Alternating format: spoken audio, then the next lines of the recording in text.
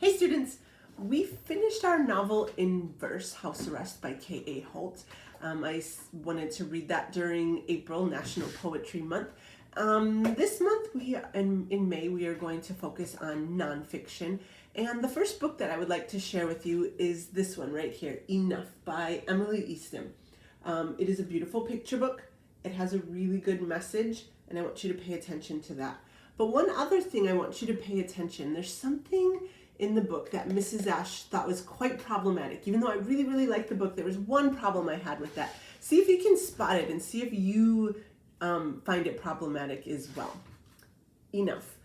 So the end pages, Mrs. Ashe really loves some beautiful end pages. And we have the red and white of the American flag for the end pages, which is lovely. The book starts out with an author's note and a foreword. So the author's note comes from Emily Eastham, and the foreword comes from her cousin, who is mentioned in the author's note. So pay attention to that. Author's note. A few weeks before the Parkland shooting, I was in Florida with my cousins for a family wedding. On Valentine's Day, a shooter went on a rampage at their school. Thankfully, Samantha and her brother Ryan were both physically fine, though some of their friends sadly weren't. But everything changed from that moment on. Samantha was too young, but Ryan was part of the group that organized the March for Our Lives, and their older brother Matthew took a leave of absence from college to help the movement as well. I felt inspired by these teens like so many people did, and also felt a sense of wonder that my cousins were joining the public canon of activists who made important changes in our country. I was moved to make a list of other protesters who stood up and said, enough, and was reminded that America itself was formed as a protest against England. Protest is part of America's DNA, and I wanted to share this realization in a book for young people.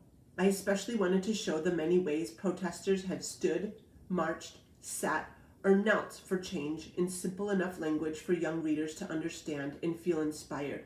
Founding fathers like Samuel Adams and new activists like my cousin Ryan have kept our country moving even closer to its ideals.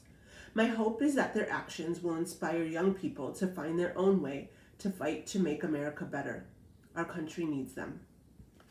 And here's the foreword. So just a little bit more information, and this comes from Ryan, Emily's cousin. Forward. Whether I was doing a tight set at a comedy club, bussing tables at the local restaurant, or writing late into the night for the school paper, life was simple, and senior year was almost over. Then a hurricane came through our town in the form of a lone gunman. People found solace from the pain in groups that aimed to make a difference. Some friends of mine came together hailing never again, and I was happy to add my voice. We demanded action and justice from a system that allowed children to be harmed in a classroom. We assembled our troops, students, teachers, parents, children, and even some politicians joined the fold, all to inspire hope and love to overpower our pain. The key is inspiration. Tragedy does not hold the only source. You can look to history for guidance, and people like Dr. Martin Luther King Jr., Ruby Bridges, and the freedom riders of the civil rights movement, who all showed that peace and compassion go a long way toward creating balance in our society. There's no telling how our actions will impact this world, but we are determined to continue our efforts to protect the communities from the horrors we faced. Anyone is able to join this fight. All you need is passion in your heart and a way to share it. Online, in a crowd with a memorable sign, with something as small as a crayon or a pen. Anyone can help bring change. You can too. Ryan Deitch. So that was a message from her cousin. And here's the story starts. Samuel threw a tea party.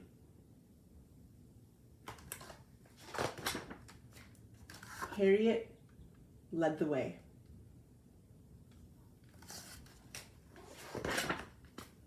Susan cast her vote. Woody sang for you and me. Is this land made for you and me?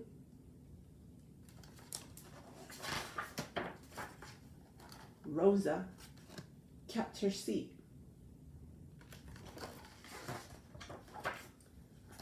Ruby went to school.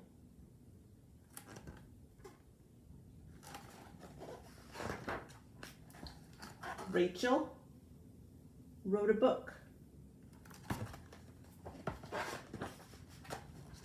Martin had a dream. Caesar and Dolores said no grapes.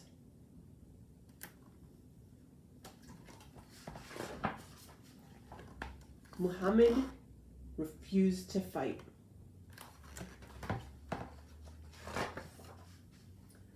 Tommy and John raised their fists.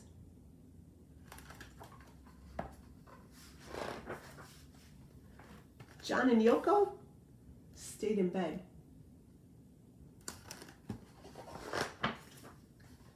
Gilbert sewed a rainbow.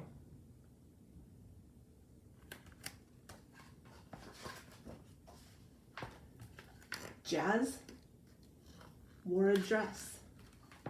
I'm so happy to finally be allowed to wear a beautiful princess gown just like the other girls. Colin took a knee. America said, "Time's up."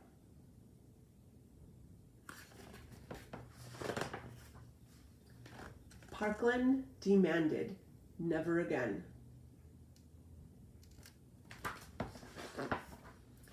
So that's the end of the story. And the first time I read this story, I thought it was really powerful and really beautiful, and I loved the illustrations and the images. But there were some people that I did not know who those people were. So in the back, I love it how the author and the illustrator give a little blurb about each of the images featured in this protest book. So I'm going to take some pictures and share them with you, but right now I'm just going to share one with you. So one person that I did not know, I hadn't heard of him, was Gilbert Baker. So right there, Gilbert Baker. And it says, Gilbert Baker called himself the gay Betsy Ross because he created the rainbow flag for San Francisco's Gay Freedom Day parade on June 25th, 1978. Harvey Milk, one of the first openly gay people to hold elected office in the United States, asked his friend Gilbert to create a flag for the parade because he knew Gilbert liked to sew. The first flags had 8 hand-dyed colors: pink, red, orange, yellow, green, turquoise, indigo, and purple. Later flags dropped the pink stripe and combined the turquoise and indigo stripes into royal blue because those colors were too expensive to mass produce. After Harvey Milk was assassinated, the flags were carried at the protests in his honor. LGBTQ communities embraced the brightly colored flag to show their pride in who they were and to declare to the world that they would no longer hide their true identity. The flag has become a symbol of LGBTQ rights everywhere. I had not known. I've seen that flag hundreds and hundreds of times. I have one in the classroom, but I never knew that Gilbert Baker was the first one to fly that flag. And I also thought it was interesting that San Francisco's Gay Freedom Day parade on June 25th, Milwaukee usually has our Gay Pride parade and festival in June. Unfortunately, this year it's canceled, but during that month you see those flags flying everywhere. I walk through my neighborhood and I see them flying everywhere, and now I know a little bit more history. So I'm going to share the rest of the images with you virtually, and we'll be doing a little bit more work with this book. And again, think about what did you like about the book and what was a bit problematic about that, and I'll be asking you to do some work with that. I'll see you later. I miss you.